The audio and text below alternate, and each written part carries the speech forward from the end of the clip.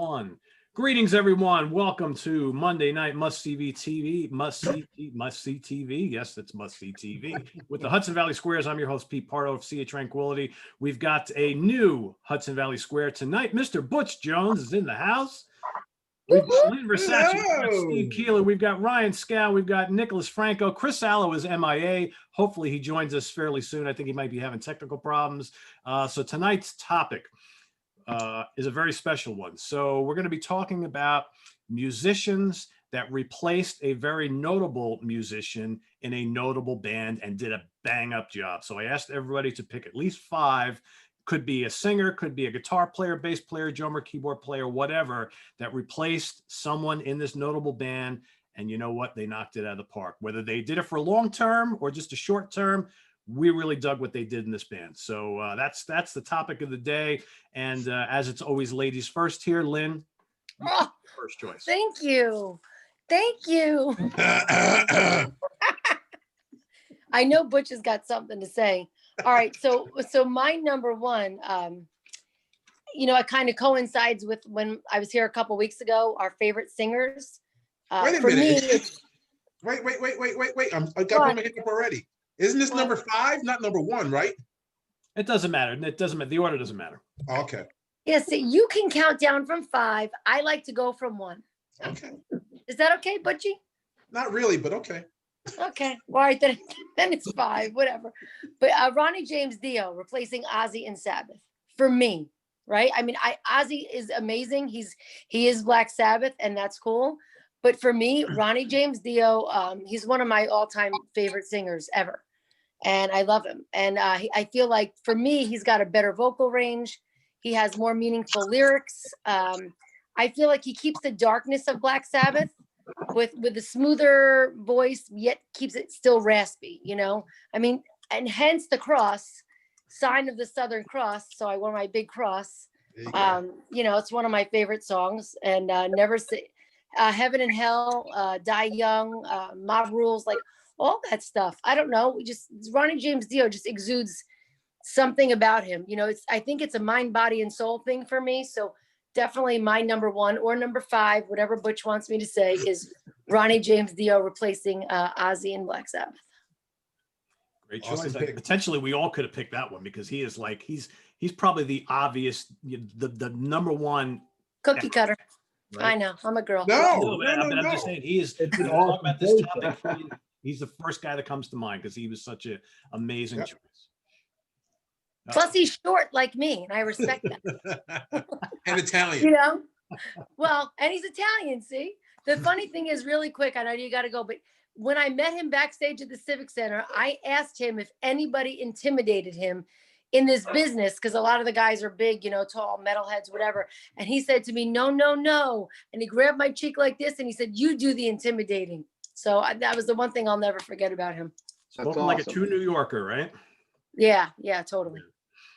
Also, the order tonight. So Butch is going to go next. Then it's going to be Ryan, Steve, Nick, Chris. When he finally gets on, it looks like he's trying to join, and then myself. So Butch, you're up. Go for it. All right. Well, kind of going with what Lynn just said. So I'm going from the bottom up. So I'm going from 5, and he's not number 5. That's for sure. But in this case, he is number 5. My number 5 is Cozy Powell.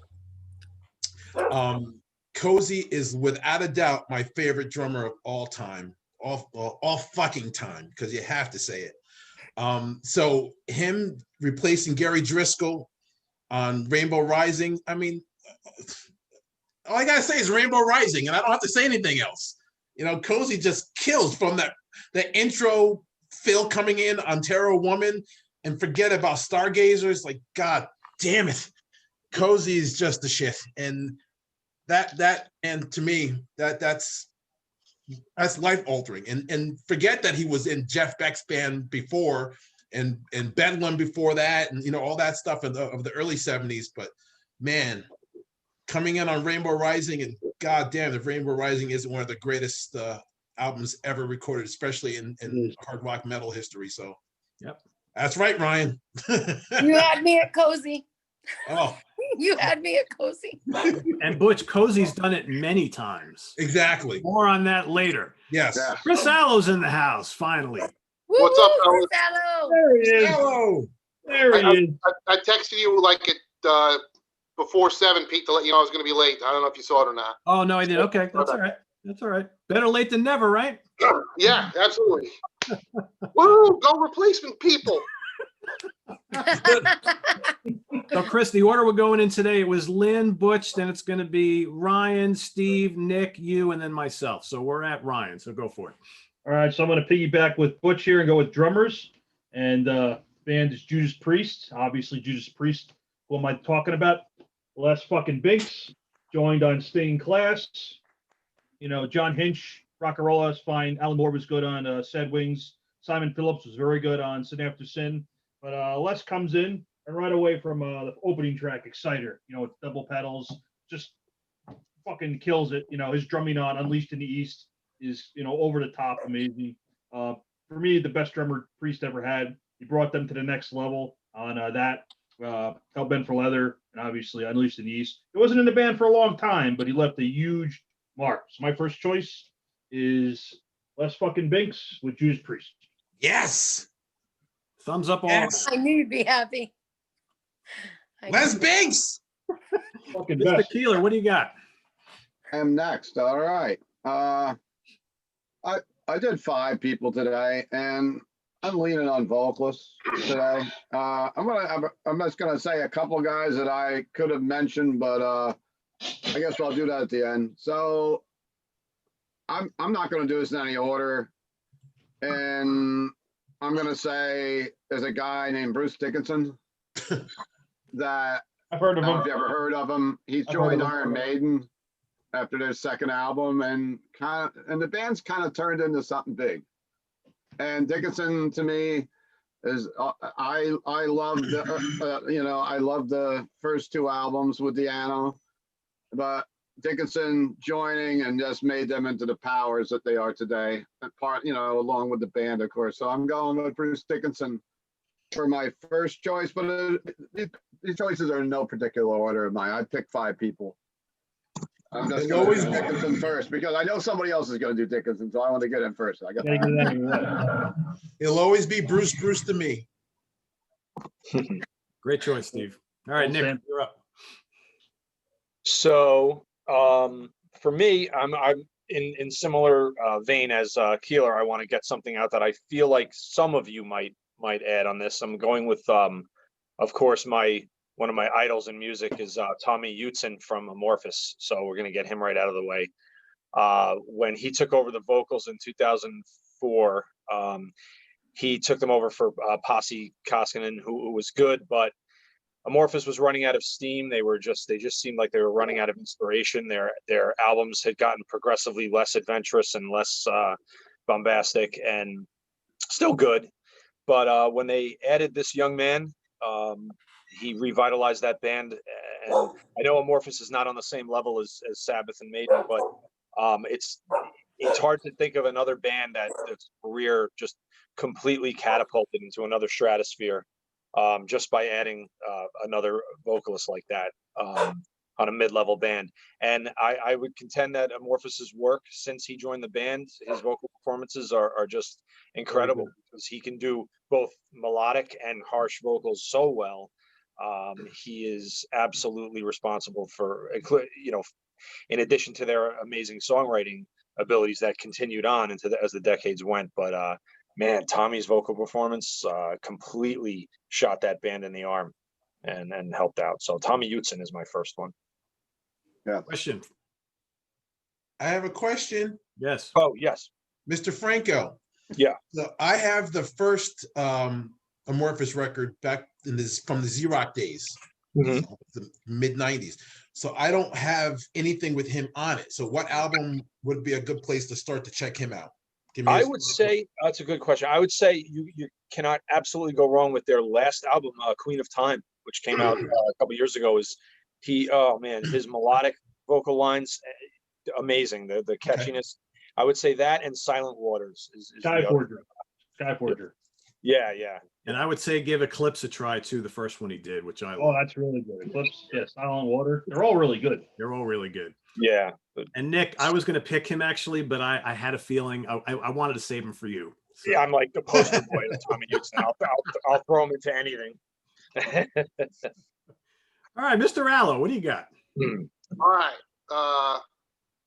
I'm gonna pull a bit of a Steve Keeler tonight, in that I'm changing the rules for myself. Because Steve Keeler's allowed to do it, so I'm doing it. I don't give a fuck. So instead of picking like my favorite replacement guys, which I obviously would have picked like Bruce Dickinson and Ronnie James Dio and Uli John Roth, I'm not picking any of them because obviously I'm sure some of you guys are going to hit them, like has already happened. Plus, I wanted to pick guys that like and ladies possibly, or transgenders if it happens, but I wanted to pick people who like had lineup when I was a fan, because I love Uli John Roth, but when he joined the Scorpions in 1973, I was 2 years old and still pissing my pants. So I don't want to, so I'm not qualifying anybody. So my first pick is probably the newest one. It's from a couple years ago, and that's Floor Jansen from Nightwish. I was a Nightwish fan when Ataria was there, but not a huge fan, but a fan. That Annette came in. She did the record, whatever that was, Dark Passion Play. Pete, you and I just did a whole video on Nightwish, and it's a good record. But she did the tour, and I'll never forget, me and Steve Keeler sat in different parts of the venue. We both walked out at the same exact time, 3/4 of the way through the show, because she was kind of mediocre. And then a couple years later, they get Floor Jansen, and I'm like, holy fuck, because I had seen her a couple times in Europe with After the Floor, and I had to pick up my jaw off the floor. She is amazing. The record she did, Endless Forms, Most Beautiful Nightwish, is awesome. So that's my first pick, Floor Jansen from Nightwish. Got a great voice. Cool. Yeah, she's pretty good. All right, so kind of like Chris Allo just did, I have decided also today that I'm going to pick 5 that may not be my absolute favorites, because I'm getting tired of like the same 5 people in the audience always saying, well, Pete always picks guys from Sabbath or Deep Purple or blah, blah, blah, blah, blah. And I'm like, you know what? All right, fine. So there'll be no Tommy Bolin tonight, or Ian Gillan tonight, or Glenn Hughes, or David Coverdale, so on and so forth. So I hope everybody's happy out there. Instead, I'm going to go with great ones as well, though, but they may not be my absolute favorites, but I love these guys as well. So I'm going to go all the way back to 1969. A guy named Martin Barr replaced Mick Abrams and Jethro Tull for the Stand Up album. And you know what? He stayed in the band for 50 years, created all sorts of excellent albums with Ian Anderson, one of the greatest guitar players of all time for this kind of style. Such a tasty player, great songwriter, hell of a nice guy. So Martin Barr, Jethro Tull is my number 1 pick. Great pick, man. Great pick. With that, back to Lynn. So my number 2, like you said, and in no particular order, or my number 4, if I'm going Butch's way, is actually Bruce Dickinson. So I'm going with Bruce Dickinson replacing Paul Di'Anno right after the second album, like Steven said. And yeah, is it cookie cutter? It is, but for me, Bruce was more melodic, and I grew up more on Bruce anyway, so maybe that's why I'm kind of privy to Bruce. But for me, I think the whole sound of the band really changed. For me, it got like more progressive sound when Bruce joined the band, and he's just got a smooth voice. His octave range is ridiculous. He's a great frontman, and so I'm going to go with Bruce, just like Steven did. Again, I know cookie cutter, but I had that Maiden Killers tapestry on my wall forever when I was a kid. So for me, that's you mentioned him being a great frontman, and I think that is probably one of the most important things too, because I think he helped dial up Maiden's live act significantly when he joined the band. Bruce. Yeah. That's my number 2. My number 3 won't be, or my number whatever. It won't be as cookie cutter though. I can promise. That's not cookie cutter at all. I mean, that's legendary. That's Yeah. not Yeah. cookie cutter at all. Yeah. It is. Ooh, I which is being nice to me. Yay! No, I mean seriously. I think each one of us could. I'm sure actually, when we actually all of us sat down and wrote our list out, we all put Dickinson down. Oh yeah. There's no way that we didn't. So there's Yeah, no yeah, way yeah, that that's no. cookie cutter at all. Him Not and at all. Theo. How could you not? Exactly. These And people are great for a reason. Exactly. Yeah. All right, And Butch. Ryan, speaking of that, because I know I'm next, I did pick Dio next. Because Yay! forget it. Like Lynn was saying, for me, I'm doing my polls on Facebook for the last 12 years and everything. I probably once a year I do a Ozzy against Dio. Who do you like better, or an Ozzy album versus a Sabbath album with Dio? But I don't give a fuck. Mob Rules is my favorite Sabbath album without exception. That's how Chris Allen was. Dio is so mean. No argument there. Oh, he's angry and mean, and like Lynn had mentioned earlier. Listen to "Sign of the Southern Cross." I dare anyone to listen to that song on Halloween night in the dark by yourself. It's eerie. It's just pure evil, and it's fantastic. And Ronnie is so on that record. Woo. Oh my God, that's without a doubt Dio, number 4 for me. Falling off the edge of the world. Oh, Yay! stop it! Oh my God. Love it. All right, Ryan, back to you. All right, I reshuffled my albums here because I think Steve might pick this one, so I'm going to steal it from him. Sorry, Steve. So I used him the last week or the week before for another pick, but I'm going with him again. From old Attila is from Hungary. When he sang on this album by Mayhem in 1994, replaced previous singer Maniac, who came back later on. But his vocals on this are just probably my favorite black metal performance of all time. It's like inhuman. Is how a human being was able to come up with these sounds that he did. It's still he's still to the day. He sounds great if you see him live. He hasn't lost a bit of steam, but on this album, he's just over the fucking top. This is a De Mysterious Thumb Sathanis by Mayhem. Obviously a band that's famous for all kinds of wacky shit back then. Church burnings, murders, the whole gamut. But the album holds up really well. It's a really good heavy metal album. Sounds good, doesn't sound raw and tinny. It's just it's a classic, and his vocals are a big part of that.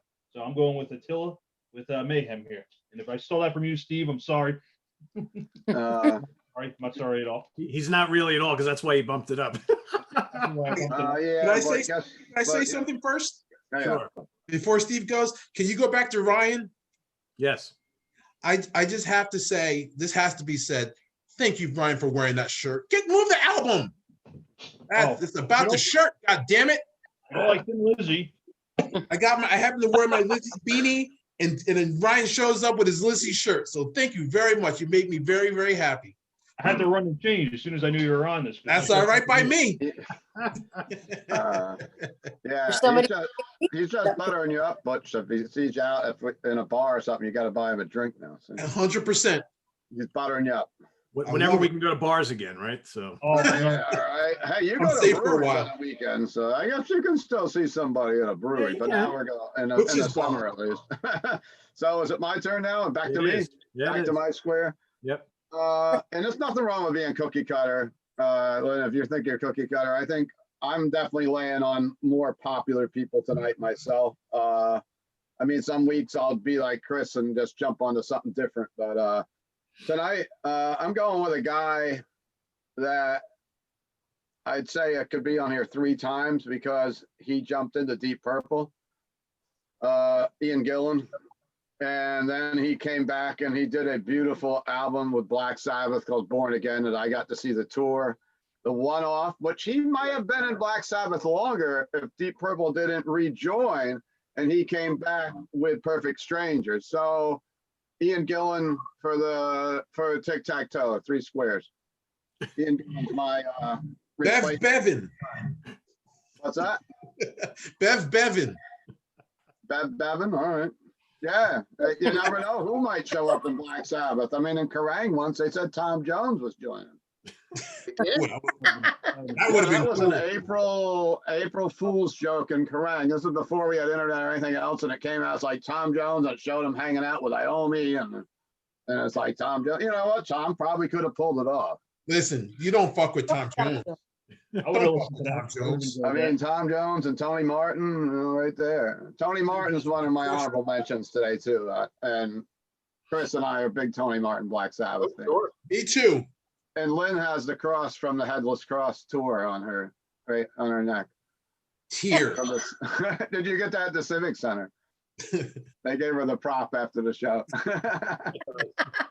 You don't know what I had to do to get this prop. I'm kidding. I do. I'm kidding. I did. Well, good choice with Gillen, Steve. Ian Gillen, born again. That's right. All right, we're at the middle square here, Mr. Franco. You're Paul Lynn today. Paul Lynn always had the middle square. That's right. So I'm gonna go with again a more mid-tier band, just to keep it a little varied. But I was thinking about American heavy metal band Iced Earth, and they got going right as you would say the commercial arc of real, the most popular era of classic traditional metal of the 80s was on its way out when they were getting going, and grunge was about to explode and all that stuff. So Iced Earth made a couple of really good albums, and really good albums, and they might never have gotten to stick their head above the real underground until they hired a man named Matt Barlow, and he sang his first album was 1995's Burnt Offerings. Best album. Yeah, he replaced Mr. Greeley. I'm gonna forget Greeley's first name now. Oh well. Anyway, John Greeley, I think. thank you. Yeah. And if it's not Yaroslav or Stefan or some foreign name, I don't remember it. But anyway, you know me. But anyway, I think that when you talk to a lot of people who fell in love with Iced Earth in the mid to late 90s, like me, one of the big reasons they fell in love with it was Matt Barlow's voice is super emotive, super the guy just an incredible stage presence. Alive in Athens, their live album, which sort of encapsulates his era, his first era in Iced Earth. That 3-disc beautiful album. I actually have it over there. I didn't bring it out, but Fucking amazing. Matt signed that for me, by the way. But anyway, that's one of the better live metal albums, period. I think it can go toe to toe with Live After Death and Unleashed in the East and all that stuff. It's definitely up there. So I would say that Matt Barlow probably had a more massive impact on Iced Earth. Dark Saga, Something Wicked This Way Comes. Those two albums, to me, the pinnacle of the band's career. His signature is all over. So I picked Matt Barlow. That's a good pick, Nick. I would 100% agree to throw in my 2 cents. I mean, I've got the early stuff, and I got the couple records with the guy from Canada, and it's just not the same. I really, I don't really consider myself an Iced Earth fan without Matt Barlow. Yeah, I the like same. Stu Block, the guy you're talking about, Stu Block from Yeah. Into Eternity. I like him, but I like when you listen to especially Iced Earth's very last album that they came out with, Incorruptible. And I love that album. I think it was really good. And the thing about it is that Stu Block to me sounds kind of like Matt Barlow. Absolutely. And good, more power to him. I think Stu is great. He's a great frontman too. But part of the reason it's so good is because he kind of sounds like Matt Barlow. Well, but I mean, let's be honest. I think John Schaefer said we want you to sound like a mix between Ripper and Matt Barlow, and he does. Yeah. He can why do he was the really chosen. high pitched. Yeah. Yeah. He's good. A lot of singers in that band. I like Stu. And I you know what? I love Barlow, but I have to just say this. I love The Glorious Burden. Oh yeah. Oh yeah, that's a good record. Sounds great on that album. That's He sounds my- fucking great. I love Barlow too, and Paris as well. Yeah, I bought into the Civil War thing, but when they got Stu Block, I was just like, I can't do it. Yeah, I hear you. You know, it's like when they did Police Academy 5 without Steve Guttenberg. I'm like, I'm out, guys. I'm out. Good luck, but I'm done. Wait a minute, Steve Guttenberg was in the first one. Yeah, but by the time they got to Police Academy 5, he was out. So it's me He's too. out. Very Do true. What Very about true. Hightower? It jumped the shark, as Another they question. say. What do you got, Steve? So that's kind of like Smoking the Bandit without Burt Reynolds. Yeah. Exactly. Yeah. There's no Smoking the Band without Burt Reynolds. Fuck that. Yes, there is. Smoking the the Bandit third- 3 I doesn't don't have think Burt it Reynolds in it. And Jerry Reed is I don't, it fantastic. doesn't exist for me. Guys are- All right, Cletus, Chris, what do you got, Chris? Oh, it's back to me. It's back to Okay. you. I was talking about this with my buddy Sean yesterday, like, just bouncing stuff about. And he's like, he mentioned one guy, and I'm like, yeah, I'm not the biggest fan. I'm certainly not the biggest Anthrax fan, but I'm a huge Armored Saint fan, and I really did like John Bush in Anthrax. I mean, he did 3 studio records. One of them kind of sucked, but man, the other 2 are 5-star. So, yeah, I definitely, and live, he was always great. And, John Bush, I'm just glad he, had a gig for a couple extra years making a buck, because, man, he is truly one of the world's most underappreciated metal vocalists. So that's my pick, John Bush. Great pick. I'm very happy to call John Bush a friend since I was a kid, but I have to ask you, what album from Anthrax of his is the one that sucked? I was going to say, don't tell him Stomp 442 is a shitter, but the other 2 records are great. I gotta tell you though, my favorite song of the Bush era is on that song, on that record. Which song is, I don't even know if I remember it. The Farces. No, that's on volume 8. That's an all right I was too. about to say that. That's volume 8. What album did you say you didn't like? Oh, Stomp 442, the one in the middle. So he did Sound of White, if I remember right. Sound of White Noise was really good. Yeah. Then Yeah, that Stomp was 442 was a shitter. And then We Will Come For You All, I thought was a great record. Yeah, I think it is on Stomp. I'm right. Yeah, Catharsis is on Stomp. No, it's on volume Volume 8. 8? I was going to say that. Oh shit, that's right. I forgot that one. But that's actually a pretty good record. All right, so it was 3 good ones and 1 It's got the shitter. giant 8 ball on the front. Yeah, because I like volume 8. Right. That's what I was thinking. Right, Either way, right, so Volume 8 is pretty good. That's a great fucking The thing. first and the last one are great. And yeah, Stomp 442, don't tell them that. Other than the Celtic Frost cover, I didn't like that record at all. I'm with you. I No, it's not understand. good. It's a bad album. That's funny. All right. My next choice is Craig Goldie. No! I'm just kidding. What the hell is that I noise? figured it's Butch's first appearance on the show. I wanted to get a rise at him. So no, I'm just kidding. Please don't. Please don't. He's already drinking bourbon. Please don't. Actually, I don't mind Craig Goldie much, but I know Butch doesn't like him at all. So anyway, off to my real choice here. All right, so I'm gonna go. Again, I'm going. A lot of my picks are way back picks. 1971. A little British band that you may have heard of called Genesis was in need of a guitar player because one of their founding members, Anthony Phillips, left the band. He really wasn't into touring and playing live and all that sort of thing. So they ran an ad in the newspaper, in the local newspaper there in London or whatever. And this guy with big speckles and a big handlebar mustache answers the ad. Guy's name is Steve Hackett. And Steve Hackett would play some legendary guitar on a good chunk of their 70s albums, including this one, his first one, Nursery Crime. Also, Lamb Lies Down on Broadway, Foxtrot, Selling England by the Pound, Wind and Wuthering, and Trick of the Tail, as well as 2 of their live albums. Truly revolutionary guitar player, and he's still got a solo gig going now. He's playing old Genesis classics because the real Genesis doesn't do that anymore. And, I love him, and I interviewed him here on the channel not long ago, and he's a hell of a nice guy, and I wanted to give him some props today. So that's my next pick. Steve Hackett in Genesis. Very cool. Didn't Very play on cool. Trespass?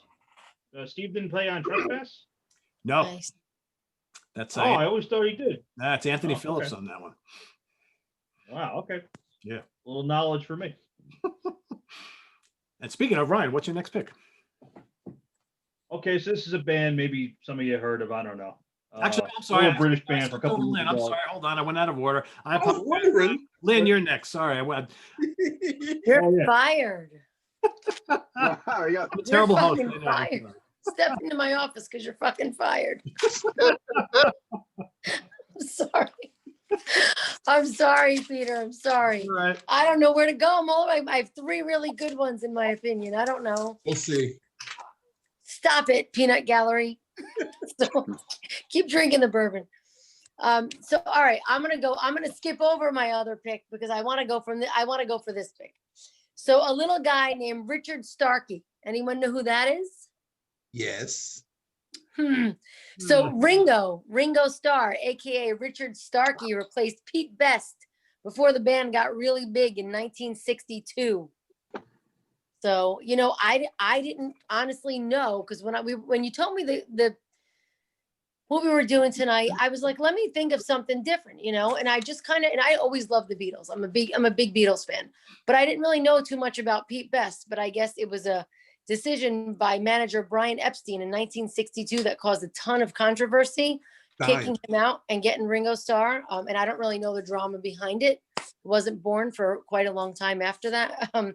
But yeah, so Ringo Starr replacing Pete Best. And I tell you, I went in to look at some of what Pete Best has done, and you know, and I and so now I could see why they replaced him with Ringo, in my opinion. That's but why I guess he's called the Forgotten Beatle, right? he is, yeah, the fifth Beatle. They call him the fifth Beatle, the Forgotten Beatle. But I guess he doesn't talk to them guys any longer. But he is touring with the Pete Best band these days. Not that anyone's seen any live music, but I guess he's doing something still. Excuse me, the fifth Beatle is Billy Preston. It was Brian Epstein. Well, you know what? Literally, you're right. Yeah, Brian Epstein was a manager, but either way. Billy So that's what I'm going to go. I'm going to go with Ringo Starr replacing Pete Best in 1962. That's a great one. That is a good one. Thank I didn't you. even think of that. That's a legendary. All right, What Butch, is it? On to me. not to you. Well, my number 3. You guys all know me, and so you might be surprised, but you shouldn't be surprised. My number 3 is a guy that has meant a lot to me in my life since Patrick Short? Who? Patrick Short? Good one. Wayne That's a Gretzky. good one. This guy is a guitar player that has meant a lot to me since 1982, when I saw him playing a Les Paul Custom with a Floyd Rose on it in 1982. And I'm like, what the fuck is that? No one had a Les Paul with a Floyd Rose then. Brad Gillis. Gillis replacing, so Brad Gillis replaced Bernie Torme, who replaced Randy Rhoads, but Gillis was the guy. Torme played like a week, 2 weeks of shows. Gillis was touring with him. Gillis did the legendary MTV concert, the Speak of the Devil, that they called it then on MTV. And then the live record of all Sabbath stuff that they called Speak of the Devil, that I pretty much ever listened to something from that record every month since 1982. That is my, being a guitar player, that is my favorite guitar tone of all fucking time. That tone on that record is godlike. I've been very, very fortunate to become friends with him. I call him a close friend, a brother. He was a dick to me in 1986, and that kind of helped me become friends with him now. But he was a good asshole to me then. Oh. I call him out on it. I always and Lynn knows. I always tell people, if I ever meet him, I'm going to call him out on him being a dick to me in 1986. And I met him in 2016, and I said I called him out then, and we've been buddies ever since. But that record, Speak of the Devil. I mean, the Night Ranger stuff is awesome.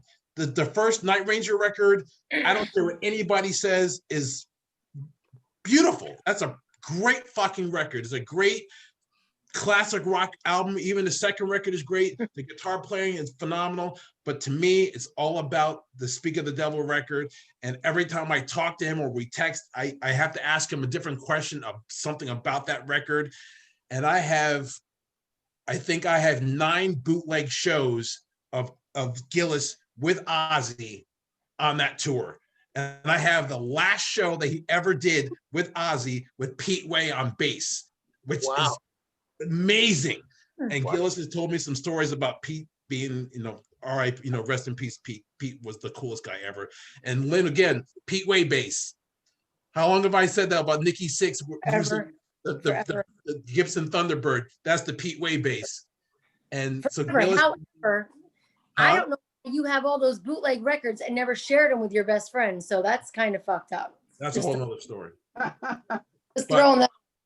But I I knew you were choosing Brad Gillis before you said it because you're and you love his tone. I knew it. oh my God, that record means so much to me. So much to me. You mean you think his tone is better on Speak of the Devil than it is on those Rubicon albums? Come on. You know what? Honestly, I gotta tell you though, those Rubicon records are great. They are good, yeah, but they're not guitar albums. They're not guitar albums by any means. No, they're not guitar albums. They're very good though. Yeah. But Jack Blaze, he shows how great of a bass player he is. He's a lot of, and I've told him that the slapping and popping and stuff on those stuff is like, oh my God. Those are good. But yeah, I'm sorry, I'm taking up your time. So number 3 for me is Brad Gillis, without a doubt. Cool. Nice. All right, now we get back to Ryan Skow. I apologize for cutting. I gotta say, the Night Ranger albums are good, but he doesn't shred on those albums. On Speak of the Devil, he fucking shreds the whole way through. The leads and everything, over the top. Yes. Amazing. Yes. All right. Well, all right. So another great English band here. Some of you may have heard of them. I had to double check because I thought this guy played on every album from the beginning, but he didn't. He joined on their second album. Who's the band? Raise your hand if you heard of him. Fucking Motorhead. And the guitarist is Fast Eddie Clark, replaced Larry Wallace. On Parole. But On Parole is a good album. Larry Wallace was fine, but they became the immortal trio, Filthy Lemmy and Fast Eddie on Motorhead, Overkill, Bomber, Ace of Spades, Iron Fist, and obviously my favorite live album of all time, which you just can't be fucked with. Just it's mortal. No Sleep Till Hammersmith. The drums sound like a fucking artillery barrage. Guitar sounds amazing. It's filthy. It's disgusting. Everything is just, I could talk about this album till 8 a.m. tomorrow morning. But I'm going with Fast Eddie Clark and joining fucking Motorhead in I think 1976, 75, 76, whenever he joined. And after the show's finished, I'm gonna play this album because that's just that fucking good. Nice. Who doesn't love filthy? Pete, So I have to ask, did anybody pick Brian Robertson today? No. Was one of your picks? stop it. I figured. Seriously? You know what? I almost picked him I too. love that album. I love it. I love Another Perfect Day. Yeah. Great record. Wait, Ryan, that's your favorite live album of all time? Tied with Unleashed in the East. Unleashed in the East. Obviously, Tokyo Tapes is up there. We have Motorhead, Priest are probably my two favorite. Listen. I'm sorry, Pete. I'm taking over your show for a second. You better look at your goddamn shirt. Look at your fucking shirt. Yeah, Iron Maiden. I'd go Happy pull with that the thin vinyl list. out here. Oh my Pete, God. can I get out of Obviously, this? Can you No, just, you're stuck here. Sorry. circle takes the square. I'm out. Say hi to my puppy. We got more. Yeah, we have dogs on here every week. Very cool. Very cool. All right, Mr. Keeler, what do you got? It's my turn now. Your turn now. Well, I'm going to pick a guy that filled some pretty big shoes and the band became one of the most popular, most biggest draws in the metal world. This band is plays football stadiums still, and just released a brand new album. which is His good. name is Brian Johnson, and Bon Scott, who I love and love that early stuff so much, but Brian Johnson, a lot of people didn't like it at first, but he came out with Back in Black, and it's just a milestone of the metal. And what can you say? He deserves to be on this show and on this list. He does. 100%. Yep. Thank you for picking him. Yep. Yep. Yep. Yeah. I mean, Bond stuff everybody was my missed favorite. Bond, but Bond was gone, right? I mean, and they came back with one of the biggest albums of all time. And But you know what? Think about this. Going with what Steve was saying. Do you guys understand? Bond died. I want to say like February or March. it was February. It was in the wintertime. Yeah, it was February. Yeah. That record was like out like in May or June. So Oh, it was was that a 2 or 3 month period. He died. They got a new singer, recorded it, and put it out. Yeah. That's astonishing. They move quick.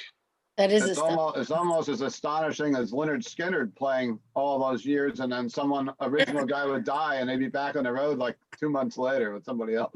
It's meal ticket. Yeah, Look at Metallica. They didn't take much time off before they replaced Cliff right with Jason Newsted. Right or wrong, Yeah. Oh, they yeah. picked Well, it up and went back right back out on the road. Large look at Mr. Race. AC/DC. Kicked out Brian Johnson, and next year you got Axl Rose being Yeah. Brian. Can I say one more thing, Pete? Yeah. I've been meaning to say this every time I see Chris Allo. I've never seen it, but it's making me giggle every time you go to him. The Black Gestapo. Oh, it's good. I got the soundtrack album on that wall. It's a hell of a movie. I will actually watch that because that made me giggle as soon as I saw that. That's the greatest thing ever. It's a good one. You will like it. Gestapo. All right, where are we? We're at the middle square once again. Nick Franco. Hello. So I wasn't sure if people were gonna pick this guy or not, but I have to pick him. Iron Maiden, as we've probably all heard of. You know, they had that guy Dennis Stratton, who was really cool, but he didn't write anything. Not sure. I guess there's a lot of stories about what went wrong, whether there was disagreements or whatever. But Adrian Smith, whose book I'm in the middle of reading, it's really fantastic. Love it. Yeah, Look yeah, at that book. excellent book. Adrian came along, and you know, obviously that happened well before I was aware of much besides Matchbox cars. But when getting into Iron Maiden, I got into them basically with Power Slave and Somewhere in Time, and then I moved, you know, backwards and forwards. And just looking at the body of work of what Adrian Smith has played and written songs on, are all albums that I absolutely love. I'm not a fan of The Final Frontier, but apart from that, I've loved the other albums he's done. And I just got to say, like, he's, you know, he wrote most of Wasted Years, which is my favorite song, and one of my favorite songs of Iron Maiden. Yeah, it's just emotionally, just like the song, just like that whole intro. And he like wrote that and kicked it around and wasn't even going to show it to them. And Steve insisted and was like, no, play that back to me. And he was like, oh my God, that's great. Let's make, you know, a song out of that. So, you know, the lore is there. And Adrian Smith is just such a humble guy, and he's just always so consistent on stage. And, you know, I'm not a guitarist. I'm not a musician. I don't have the language. I don't know what he does, you know, particularly well from a musician standpoint. I just know that from a fan standpoint, I fucking love that man. And God, I would love to meet him. You know, it just, Adrian Smith Who is, wouldn't? he's so fucking Iron Maiden to me. And so I picked Adrian Smith. Well, I mean, look at where their career went after they got him. Killers, and you know, forget it. And look where it went when they lost him. Yeah, that's a good point. Yeah, not to mention what he did in with Bruce and the solo stuff. I mean, those albums were unbelievable. So yeah, and then Maiden took a shit, and then when he came back, that's when they came. Yeah. If they could lose the ballet dancer, they'd be fucking set. What's that? If they could just lose the ballet dancer, they'd be set. I knew where this was going. Well, I have to say, Nick, I have him on my mentions list. I wanted to put him in my top 5 because I'll always call him H, because I always remember reading in a tour program that's what the guys in Maiden called him, just H. Oh. And I actually met Adrian Smith when they played the Civic Center in 1983. I was I was absolutely the only black guy that was waiting for him, but I was the only guy that was there at the which now on Route 9, no one else is gonna have any idea what the hell I'm talking about, but you guys will know. I'm the Holiday Inn there. I don't remember what it was called at the time, because I don't think it was a Holiday Inn, but I was sitting there in my car in 1983, being 16 years old, because I was driving, and I had a boom box, and I sat in that parking lot literally for at least 4 hours waiting for that bus to pull up. And they pulled up, and I got out with my Kerrang magazine that I had just found out about earlier in that year. And I went out and I walked up. They came off the bus, and I had my Kerrang magazine, and I called him H because I was 16. And I'm like, hey, hi, H, can you sign for me? That's awesome. And he was so cool. All those guys were very, they got off, signed, and went about the business. You know, they didn't talk to me very much, but absolutely, Adrian Smith was a turning point of that fucking band. 100%. Just if nothing else, 22 Acacia Avenue. Oh, oh, That's him. That's his riff. That's Adrian Smith right there. Yeah. Oh, the best. So awesome. I know love a that place where song we can go. too. Yeah. Butch, if you and I were closer in age and I wasn't 8 years old and you'd have been kidnapping me, I would have loved to have been in that car with you.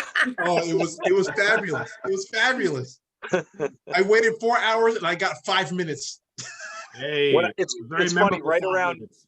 right around that time, Butch, right around 1983 or so, I wandered into my older brother's room and I played Number of the Beast. And I remember my mom listening to the Vincent Price thing. And it's the only time my mother ever said anything about music.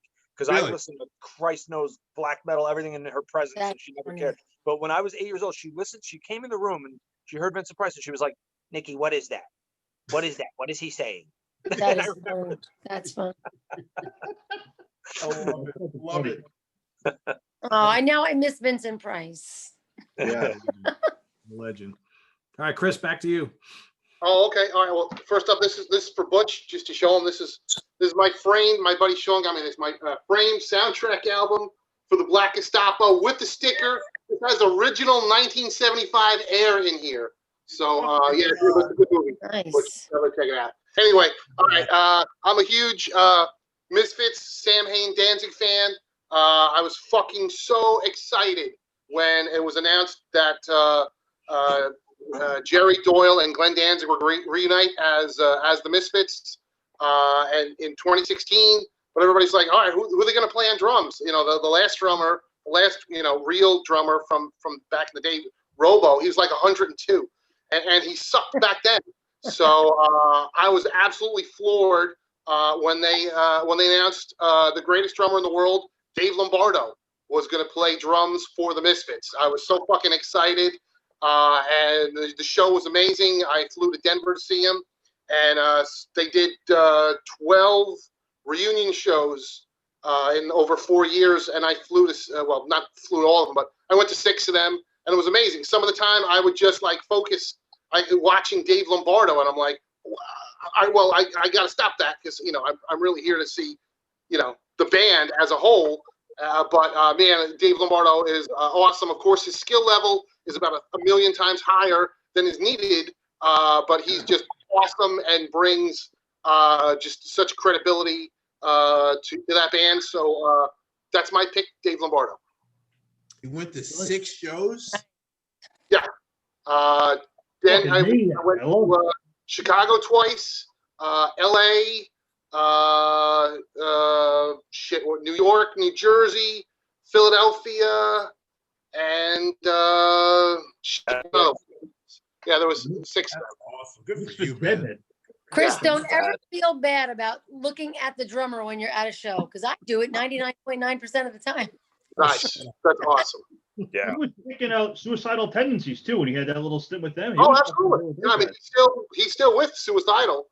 I mean, because Misfits shows are literally 2 or 3 a year, Yeah. and I mean, Lombardo's got he's got a million irons in the fire. I mean, he's got the Phantoma stuff and Mr. Bungle, and That's right. he's he got did a lot Mr. going on Bungle. now. Yeah. Amazing. Choice. Back All right, Rocky. before I give you my next pick, I did want to mention something. So I read a lot of the comments, as you guys probably do on these shows every Monday night. And we have a lot of people who are noticing every week that Mr. Nick Franco's on-the-spot research skills while we're doing these shows needs to be commended, because a lot of people love how just, hold on, let me check that out. And you just go and you find information whenever someone's in a conundrum about a particular thing we're talking about. So I wanted to mention that. So I saw you busy doing some stuff before. I'm like, oh, what's that? Yeah. Well, my biggest fear obviously is saying the wrong thing and making a mistake and look like a moron. So I try to look up what I'm about to say, just as a background, like to get the years and everything right.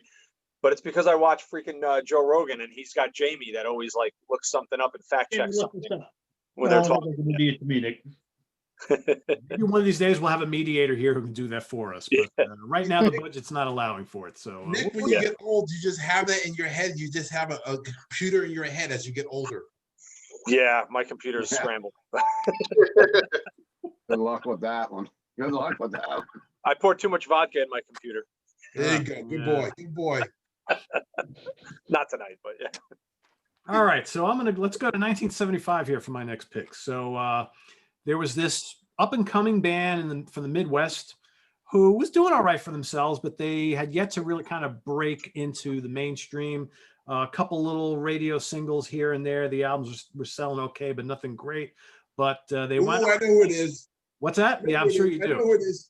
So they wound up replacing one of their founding members and guitar players, a guy by the name, I never know how to say his name, John Korlewski, something like that.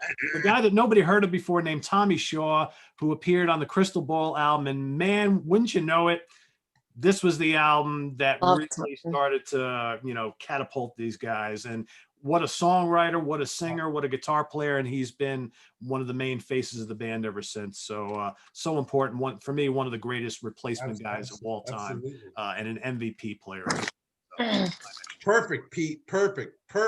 that was a late entrant, actually. I bypassed a couple others to put him in there. I thought about that like right before we went on the air. I'm like, oh man, how can I not talk about Tommy Shaw here? That's a very, very important guy to put. Yeah. Absolutely. Changed that band's career. Absolutely. All right, Lynne. I love me some Tommy Shaw.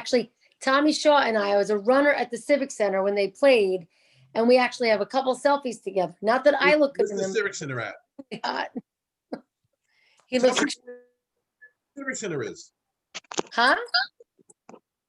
Would you say, Butch? Where the Civic Center is? This is a global thing. Oh, the Civic Center in Poughkeepsie, New York, the Mid Hudson Civic Center. I don't know.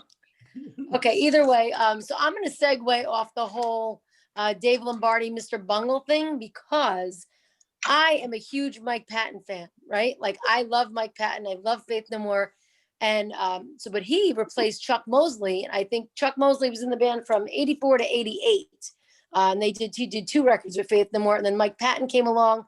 Again, he was from Mr. Bungle and still plays in Mr. Bungle. But he is, to me, Mike Patton is Faith No More. And that whole era of going, to L'Amour's, and, one day you'd go and well, you guys wouldn't, but I'd go in my mini skirt and heels. The next day I'd go and Faith No More would be playing. I'd be rocking my Doc Martens, and everybody would just be having a good time, So I remember those days, and I still have my Docs. I don't rock them quite as much, but either way, my choice is Mike Patton for Chuck Mosley with Faith No More.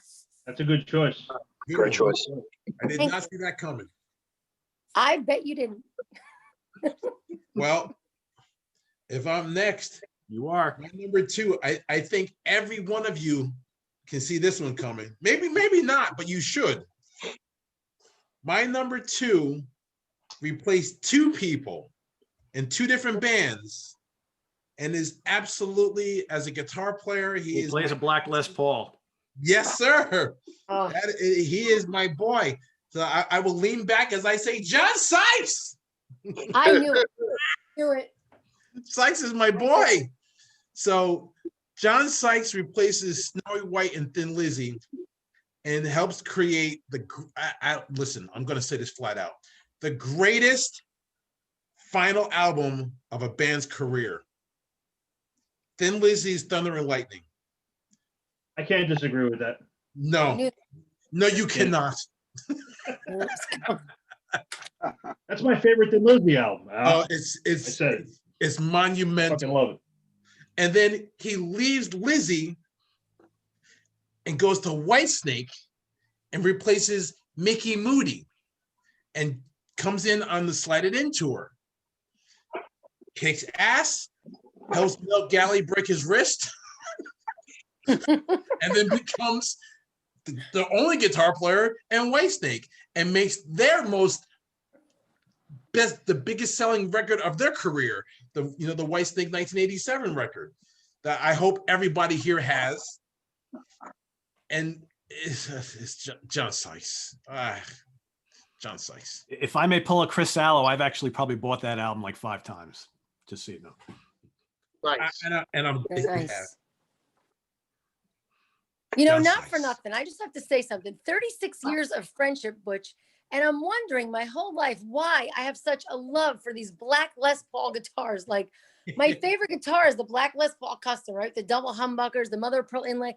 And I'm wondering why I just love these guitars. And I'm thinking, obviously, it must have come from you. John Sykes. John Sykes. John Sykes. That's all that has to be said. Who knows if we'll ever get another album from him? The album has been done for 6 or 7 years. I've heard what's songs from it. I don't going know. on with that solo record? Huh? I was gonna say, didn't he have like a deal with like Robot Records for like a solo? Golden Robot out of Australia. Yeah. I still have on my computer. Young Guitar Magazine out of Japan had him on the cover, and I literally ordered it from Japan so I could have it. He's on the cover of the magazine, and it came with an MP4 little disc thing, and it's a video. It's there. It's the whole thing was ready to be released. I mean,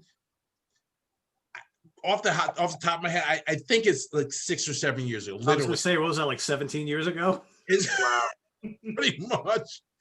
The record has been done. Young Guitar had that thing. It's a whole big thing. It was out there, and I've heard, if you go on the internet and if you're diligent, you'll find all the stuff. There's at least 6 songs from that record. It's done. It's been mastered. It's whatever. I don't know what the problem is. I've heard some. Tony Franklin, the fretless monster, has become a friend, and he's told me some stuff. God, just come on. Just put the record out for all of us. I'm dying. Carmine Apiece told me a couple months ago that there's all sorts of stories about why it hasn't come out yet, and he's like, he said they had the Blue Murder thing ready to go, and John backed out, and he's like, I give up. He goes, I don't know what he's doing anymore, but life. It seems as though that he thinks that the world doesn't care about him. That's the basic thing. And that's sad, because they would have cared about you a lot more if you'd been busy doing stuff for the last 25 years. I mean, that's forgot about you at this point. Absolutely. Well, we care a lot. I never will forget about John Sykes. Don't you say that, God damn it. But I understand what you mean. Who? Hello, Stephen Keeler. All right, Mr. Skow, you're up. All right, so a little side note here. I can't believe maybe some of you have this for your final pick. It's not my choice, but nobody mentioned Neil Peart so far. Fucking Rush. Anyways, that's obvious. He's in my honorable mentions. So on that same topic, different band, but the same idea. They had some other drummer on their first album. Album was, okay. That guy, they got rid of that guy. Another drummer joined, totally changed the band, turned them into a complete, dynamite force. 1989. The drummer is Pete Sandoval, replacing Mike Browning, and he replaced him in my favorite death metal album of all time, Morbid fucking Angel. And Pete made this band. Once he joined Morbid Angel, the dude was like an absolute machine, and he put them way over the top, and just brought much more speed, much more intensity, and helped transform them into I guess they would have been all right. I still like their first album, which didn't even release at the time, because Trey, their guitarist, they recorded it, and he's like, nah, they shit canned it for a couple of years, and I think the label released it a couple of years later, kind of against his wishes. But the first actual album they released, second album, first album that came out was Altars of Madness, 1989, Earache Records, with this classic Dan Seagrave cover art, and this album's just fucking, amazing, and great cover.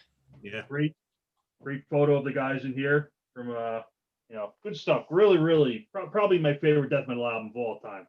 And if you're really into death metal, I know a lot of the Swedish bands, they heard this album, like the guys in Entomb, Dismember, a lot of those guys, and it's like, what the fuck? It's like one of those albums, like, Jesus Christ, what the fuck are they doing in America? Come up with shit like this. There was nothing like it at the time when this came out. So I'm going with Pete Sandoval and with fucking Morbid Angel. They call him Commando. Pete Commando. Anyhow, great choice. Incredible. Mr. Keeler, very cool. So my other pick, someone already picked already, but I'm going to mention it anyhow. And it's Tommy from Amorphous, and just one of my favorite bands of all time. And I love Posse also, but the last album, it's a band that just keeps getting better and better. Amorphous is. They don't let anything leak out. But since we mentioned them already, I'm going to go with somebody else who is also from the death metal world. And they're I'd say their most popular death metal band around right now. And George Corpse Grinder Fisher joined, and I forget what album it was now, And they did the store, my store, and he was this skinny guy, little skin, like kind of tall, but skinny guy. And he's totally, you see the pictures, and Cannibal Corpse is like the household name for death metal. Like if you haven't heard of death metal, Cannibal Corpse is the death metal. They're like the death metal kings. His first album was Vile. Vile, 1996. yeah, that was the Vile tour when they were in. They played I think the Chance, and we had them at the store. And I became friends with the Cannibal Corpse camp for years. And I thought I'd throw death metal and go. I'm sure that Skow or Nick was gonna find some death metal to put in tonight. Good choice. And I'm going for my alternates a little bit because a couple of the other ones were mentioned, and let's mention some other people that need to be mentioned on this show. And nice job by our researcher. Nice. Nice. Good job, Nick. Speaking of, it's your turn. Go for it. Oh, cool. So I wanted to pick something to do with the band, the German speed metal band Helloween tonight, because I love Helloween so much. And there's a lot of ways you can go. I mean, they've had 3 vocalists. They've had a host of different guitarists and such. But I decided to go with the drummer named Uli Kush. And he replaced, growing up and loving Helloween, their first drummer, their main drummer, Ingo Schwichtenberg, this young man, this is the first time I had ever, had a musician that I admired commit suicide. And that was a big thing. Like, when you're 16, like, you're like, oh my God. So, Ingo was a great drummer. The kid was very troubled. He had mental problems. And back then there wasn't the same support structure that there is today. So who knows if he could have been saved. But anyway, he was replaced by a young man named Uli Kush. And I picked Uli because, he was in the band from 1994 to 2001, but he played on my favorite Helloween album, Better Than Raw. And I feel like his performance on that album is one for the ages. He was good on all the other ones he played on as well, but something about Better Than Raw, just his again, I don't have musician terms, but just when I heard it just the tone of his snare, like everything was just so fucking. He was a heavier drummer than I think Helloween was as a band, and he made them sound even heavier. So you listen to songs like Push and Revelations and Midnight Sun. The guy, the fills, the fucking oof. I was very bummed when he left. He and Roland Grappow, the guitar player, left Helloween, and they went on to do good things. I never really got into Master Plan. Pete, you may like them, right? Yeah, I got the first album, but I don't know, didn't follow it along. But Uli Kush in Helloween, his time in Helloween, he really made that band something special. Awesome pick, man. Yeah, and Helloween in general is a great pick because they've had a lot of really good guys who kind of jumped in to replace other really good guys. Yeah. That's definitely. Helloween is a great choice with the different vocalists and whatnot, And one of my favorite bands, I rediscovered seeing them at the show. Yeah, that show and United. Irving Plaza. Remember that place? Irving Plaza. Remember years ago we used to be able to go there?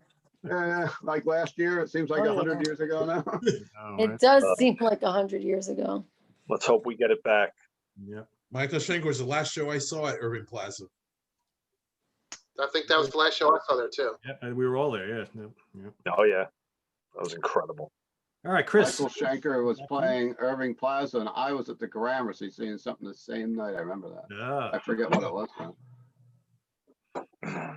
All right, so my pick of all the replacement guys, I'm going to say that this is the guy that had the single biggest impact on this band because this band was like basically selling hot dogs backstage to make a buck. And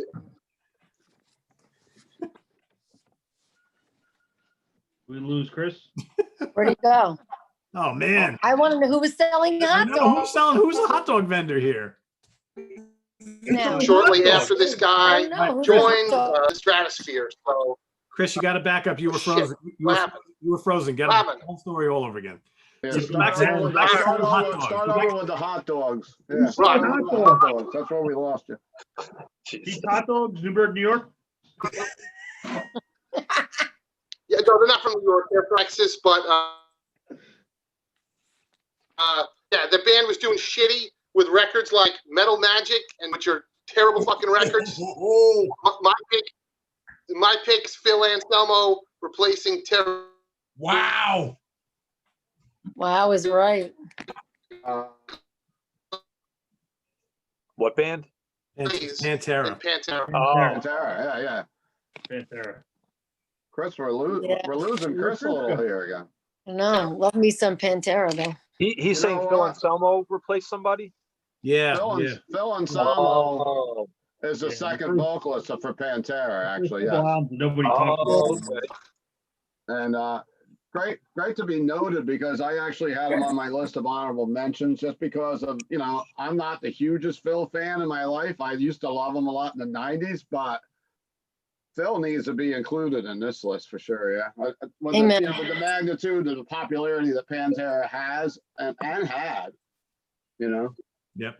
Exactly. still sell a ton of Pantera t-shirts in my store. Yep. Chris Allen got a timeout or something. Where'd Chris go? I don't know. Where'd Butch go? I don't know. Butch has been replaced by Wayne Well, Gretzky. Phil Anselmo was selling hot dogs I'm before he back. got Pantera. So. Phil Anselmo was selling hot dogs for Pantera. That's what I heard. Before he got Pantera. I'm gonna buy some hot Pantera dogs. was a now that's an interesting note before I let you go on. Pantera is like one of the only bands I know that are that popular that hid their past history so well, and has never really done anything with it. Like they totally brushed that under the rug. They don't reissue those albums. Fuck. But you know what, They cost a though? lot of money. Those early albums are pretty good, actually. They're good. Yeah, They're good. It's just different, but it's good. Dime is killing. Yeah. Yeah, they're not bad at It's, all. it's pretty amazing that it was never like people don't even, a lot of people don't even know it exists. Like, Yeah. So most people, Cowboys from Hell was the first album. Exactly. yes. Yeah.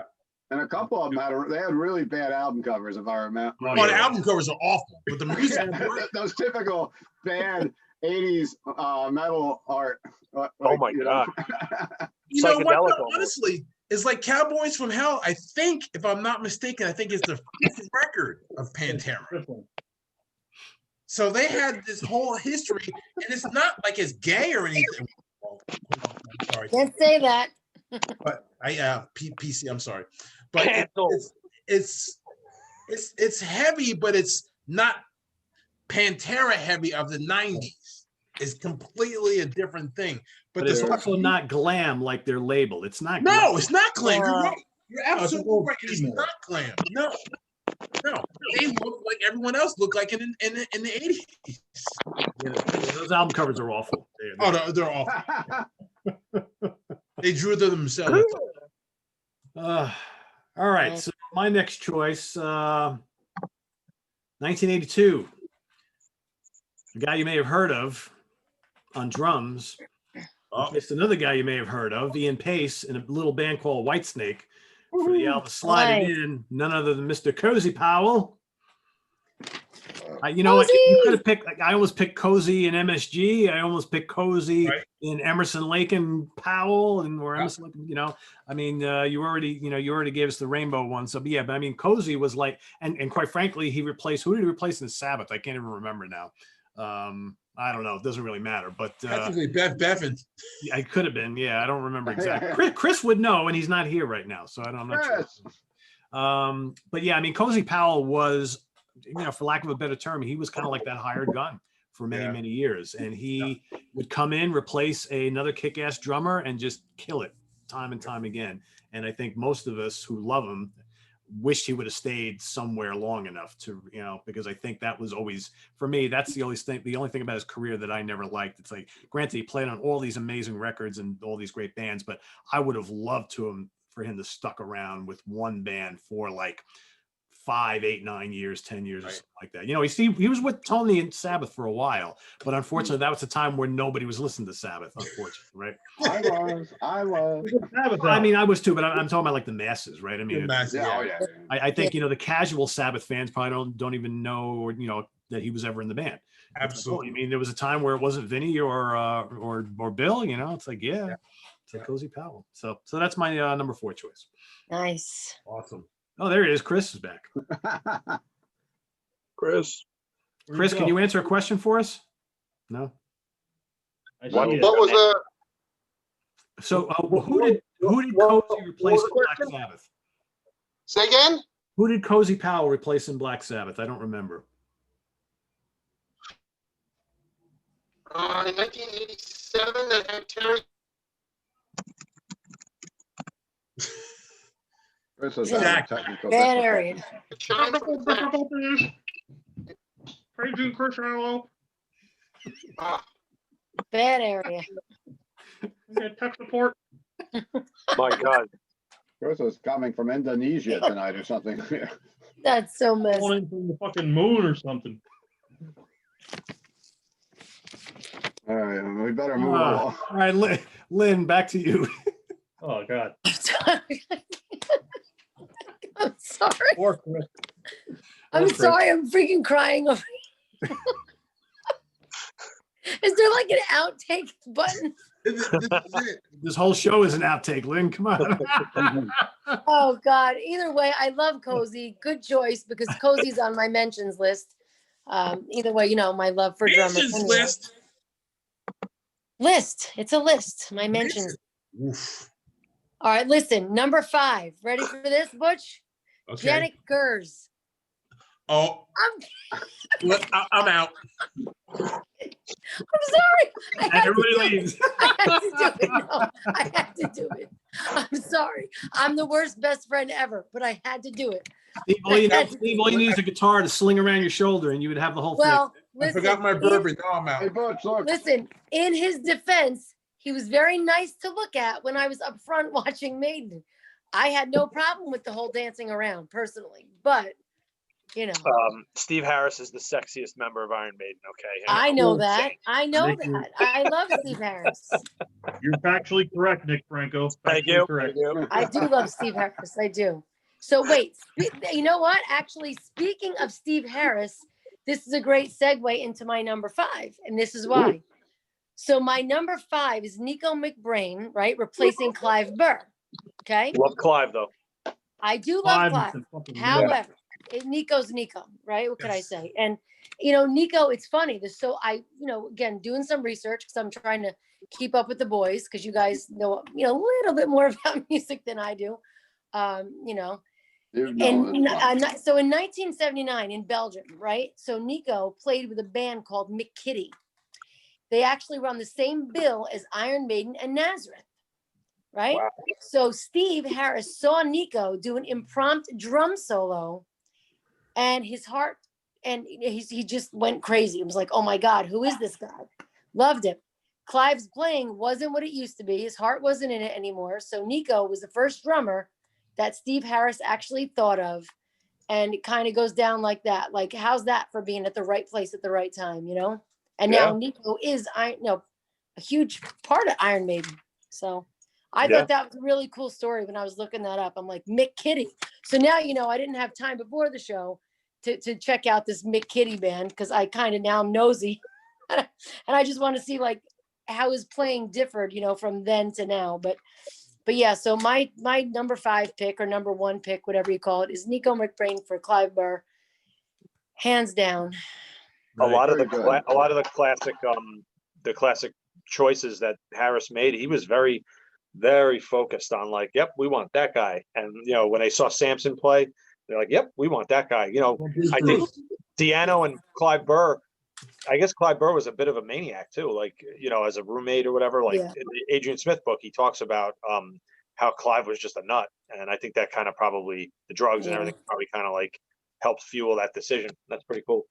But Nico, Yeah. He was fucking great. So anyway, I Clive thought that was a so cool good. story. But I do have an honorable mention, and I know you guys will probably hate it, but it's Mike Mangini replacing Mike Portnoy in Dream Theater. Well, I'm just saying, listen, I love Portnoy. I love Portnoy. I do. However, I just love Mangini's playing a little bit better. He's a What great about drummer. Mangini? Fair. What about Mangini in Extreme? That too. Oh, okay. Good He's one. great on that record.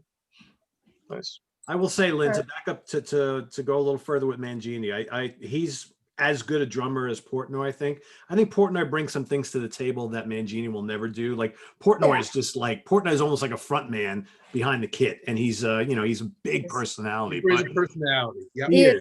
But Yeah. they needed a really talented drummer to step in and play that kind of stuff, and I think Yeah. Mike has done a great job.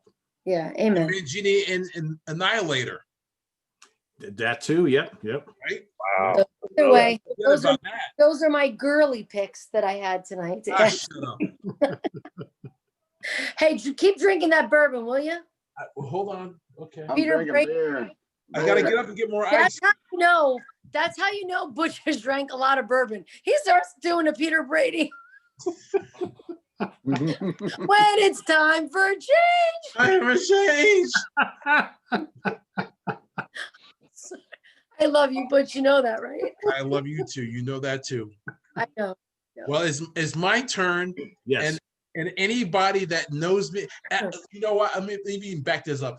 I forgot about this. My number one pick, because Sykes was my number one pick for when I started doing this. And I'm sitting here waiting for Pete to send me the link to join this. And I'm like, oh my God. I would have made the comments and picked on myself had I not remembered this like an hour and a half ago. Sammy Hagar. Yeah, exactly. Exactly. Get on your bad boy scooter and ride. Exactly. That's a whole nother thing, you guys. Montrose, bad boy scooter. That's a whole nother thing. But anybody that knows me for a little bit of time understands who my favorite band is of all time. And I literally can't believe that I forgot these guys as my number one. So I'm glad that I actually caught it. So my number one is undisputed. All you guys can get where I'm going with this now, I'm sure, is Brian Robertson and Scott Gorham and Thin Lizzy replacing Eric Bell in 1974 on Nightlife for Thin Lizzy, which is not. I was waiting for you to say that. I was waiting for you to come up with that. Well, he saved the best for last, right? So yeah, I Yeah, have I to. knew it That's was my number one. Yeah. And I that's knew it the was coming. best record. But that change of going from a 3-piece to a 4-piece and bringing those two guys in, and Robbo I think he was 19 years old. Monumental. Oh my fucking God. That's there's nothing. Brian Robertson and Scott Gorham, my number one. That's Thin Lizzy. That's it. Good one. I'm out. Good one. Chris, we're starting to think you don't like us. I mean, you keep like. I actually don't like you, but that's beside the point.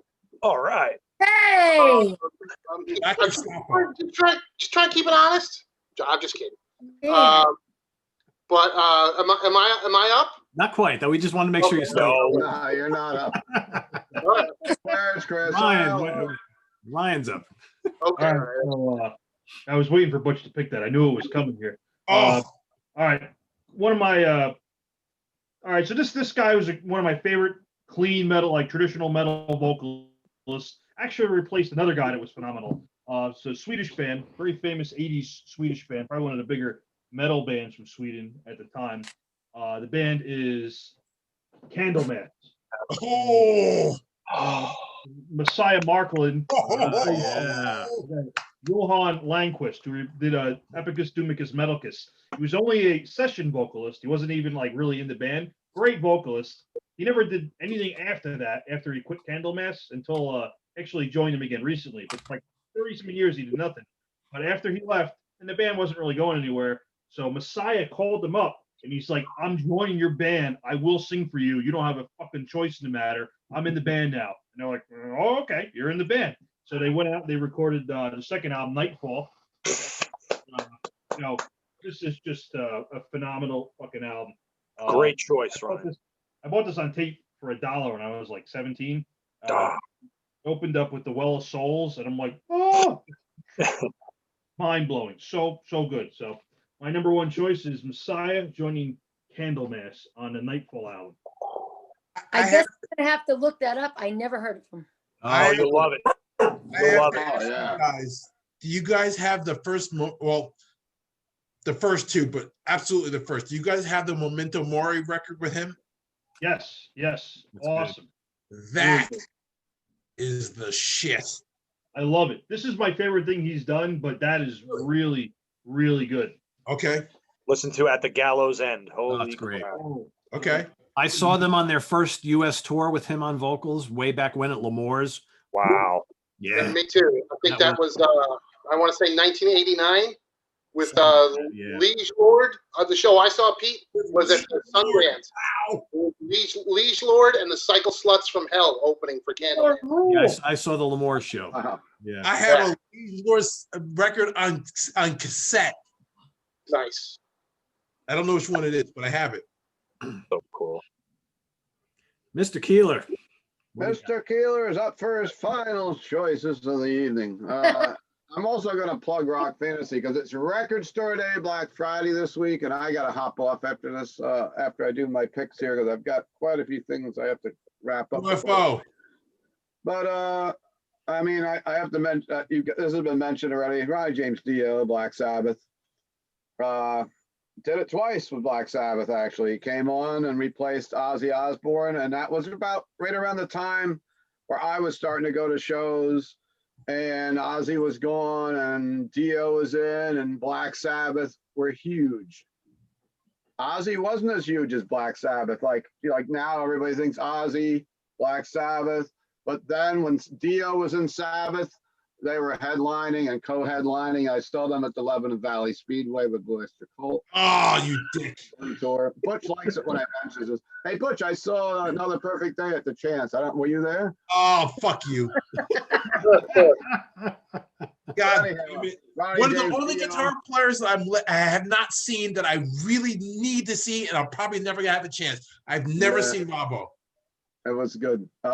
But going back to what I was saying about Dio with Sabbath and two great albums. Wish we would have got more in the 80s from them. And, you know, could you imagine if Dio had stayed with Sabbath for a couple more albums, you know, before he went on a solo? But we got him back in 1991 with Dehumanizer.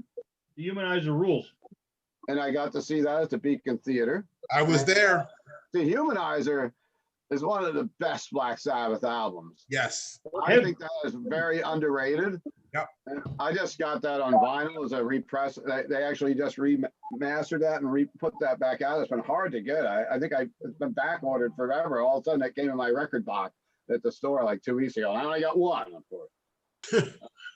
But Dio, and come out to Rock Fantasy this weekend if you want. Who knows? We may get shut down again soon, and we would love to see you guys come in and get some Christmas gifts. It's Black Friday Record Store Day. It's Small Business Saturday this week.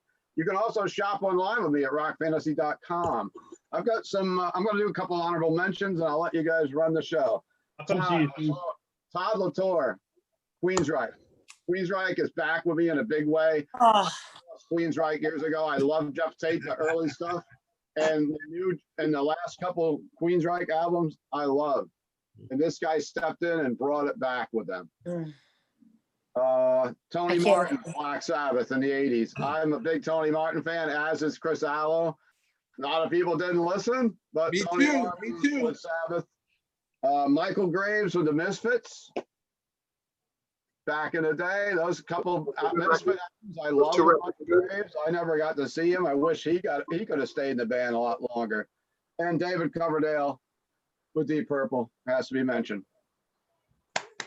Nice. Good job. That's it for Keeler this week. Thanks for having me on. Awesome. We'll see you next week, Steve. Fall in next week. Get the UFO box set. Dude, I've been ordering that for weeks and it doesn't come in. Record Store Day stuff is ridiculous this year. It's like anything else right now. Like everything's back, that no one can make records with COVID. Try buying furniture. I did that last week too. If you don't buy a chair that's in stock, you don't get it till March. Also, like the new pinball machines coming out from Stern. They're putting them out, but they're not being able to make them. Everything's up. There's too much demand. People are not being able to make the stuff, and it's tough with records too. Like the new Iron Maiden record came out this week. the one from England, from Mexico. I didn't get that on vinyl. I got the CD version. Same thing with the Dark Tranquility. We didn't get it yet. The new DT came out. So Support Rock Fantasy, everybody. Yep. Support Rock Fantasy. thank you. I'll come see you. Nice and good. True. Rock on, everyone. And Keeler's gonna hop out of this tonight, but I hope to see you guys next week. We'll see you next Bye, week. Keeler. Love you, buddy. Good, buddy. Nick, Later. Chris, Ryan, and Pete. And Pete, you did a wonderful job on your festival on Saturday night. Thank you. Appreciate it. That was a fun thing to sit and watch. Saturday night, it was good to see some musical performances. You had some surprises. It was very well done. Cool. Thank you. Congratulations. Appreciate it. Awesome. Take care, Steve. All right, Steve. See ya. All right, Nick. Hi. Hi. So my last one is going to be a more, little bit more on the obscure side, I guess, but very, very personal to me. I have lyrics that this man wrote and sang on my arm, and I am speaking about a man named Simon Hestness. His stage name is ICS Vortex, and he is from Norway, and he contributed to two bands. Really, his addition to these two bands blew me away and means so much to me. And those bands are Borknagar and Arcturus, and they are rooted in black metal, but very, very, very proggy for that style. Very, very creative and sort of almost psychedelic and zany. They do it all. And Simon has one of the most interesting, clean vocals you'll hear. Some people just don't like his vocal style, but I think a lot more people do. And he's just a very emotive vocalist. And man, he is sang on some of the best material, Arcturus's albums and Borknagar's albums of the last since he was in and out of these bands. You know, these guys in Norway, man, it's like a revolving door. But I truly recommend anybody who likes a little on the heavier side music, but progs and synths and great guitar work, these bands will probably please you. He sang the song Colossus, which is where these lyrics come from, and that I love. You know, Iron Maiden's my favorite band ever, but I would say that that performance on Colossus is one of the most breathtaking vocal performances I've ever heard in my life. So I would have to say this man, lesser known, but that doesn't mean he's not freaking amazing. So Simon from Borknagar. Great singer. I don't know how anybody could not like his vocals. I've heard He's weird little really whatever good. people, you know.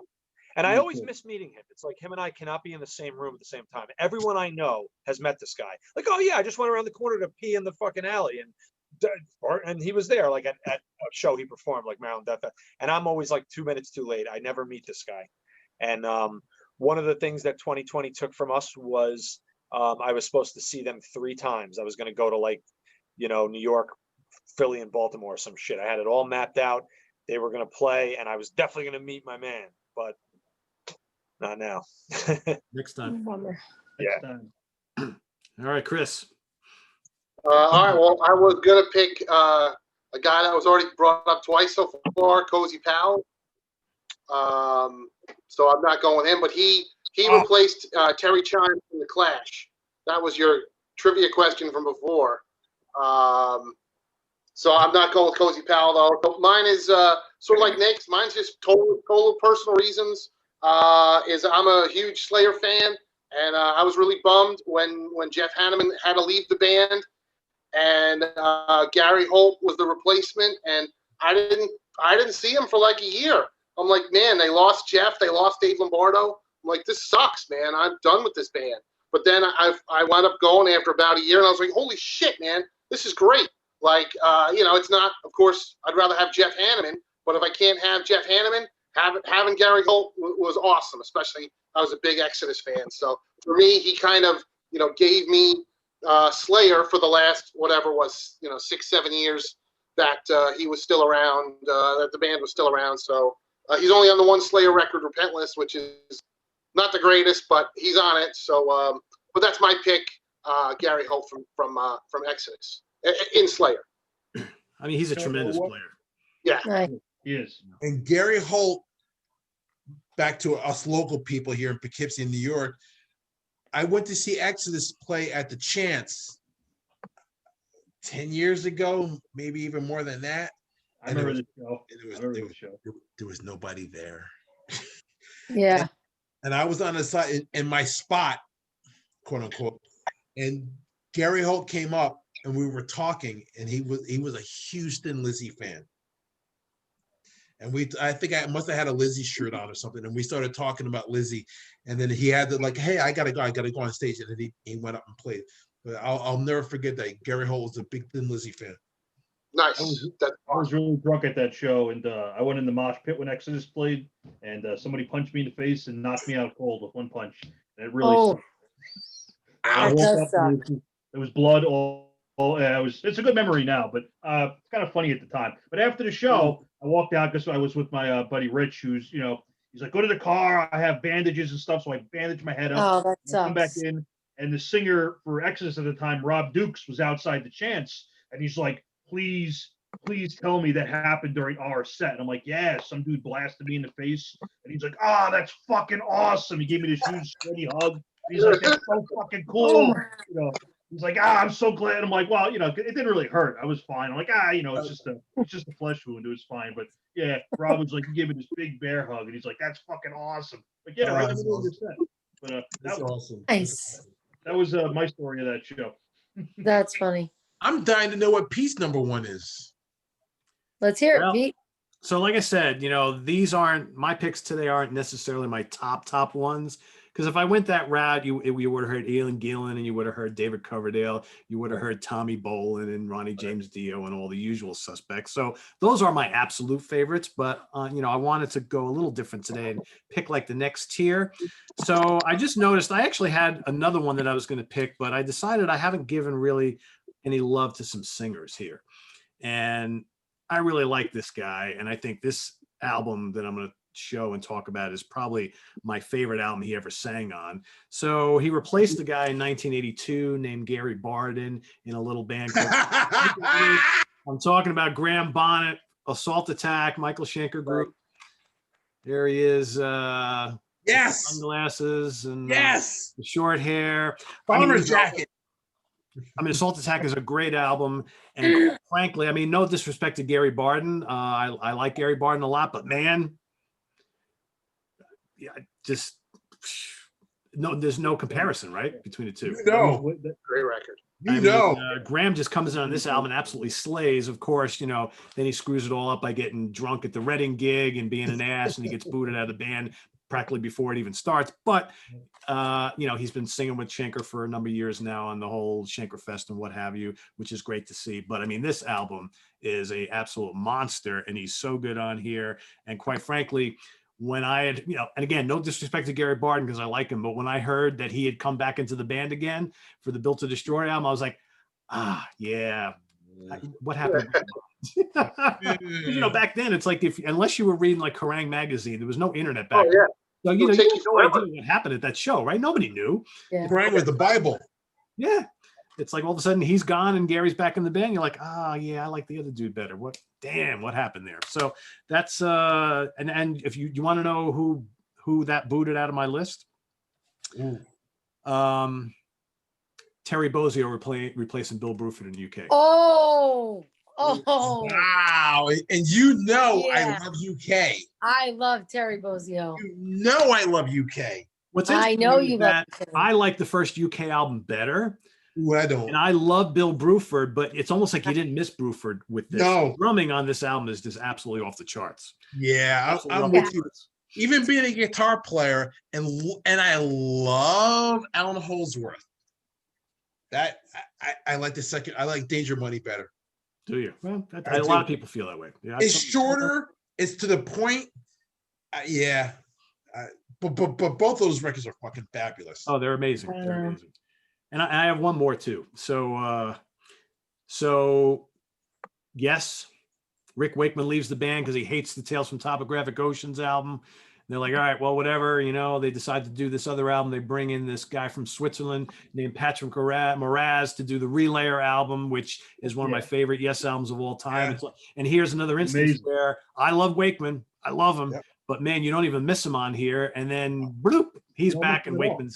Wakeman's back and Mraz is gone. I'm like, all right, whatever. But a great album. And, as far as like getting someone, because, to replace Rick Wakeman in a band, that's no easy feat. No. I think Mraz just kind of came in and he's a different type of player and it's a different type of Yes album, but man, just amazing stuff. So Yeah. That's the same there way we I have feel it. about Obama. Obama is completely different in a different way, but yeah, that's great, man. I don't know. I'm still stuck on Terry Bozzio. Go figure. Another drummer.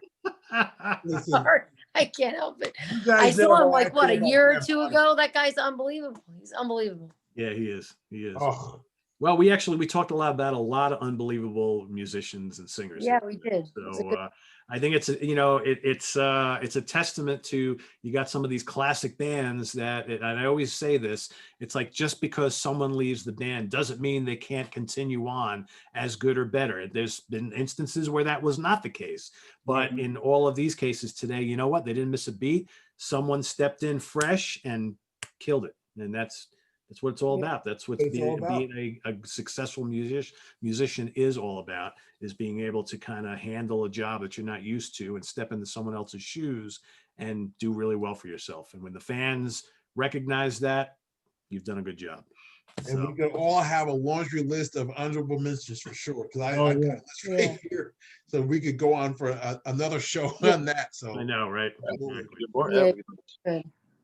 So, talk this. so Thank what do we you have? An again. hour and a half here. Wow, this is like an Yeah. epic show. But Long it's- one.